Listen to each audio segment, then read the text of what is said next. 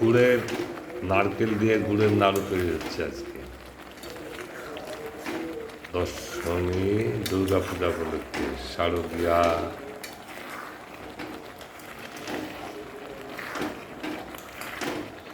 মিষ্টিমুখ হবে নারকেলের নাড়ু দিয়ে। সহজ উপায় নারকেলের নাড়ু তৈরি করা। গুড় আর নারকেল কুড়ে একসঙ্গে বসিয়ে দিলেই তারপরে নাড়তেই থাকতে হবে।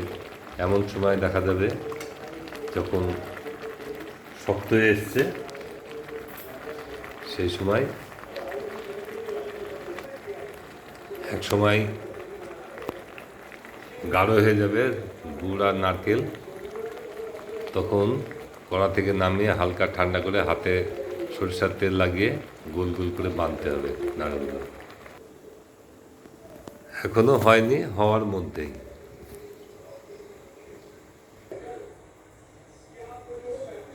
নাড়ু কমপ্লিট, এবার শুধু খাওয়ার অপেক্ষায়। বাঙালির শারদীয়া মিষ্টি মুখ।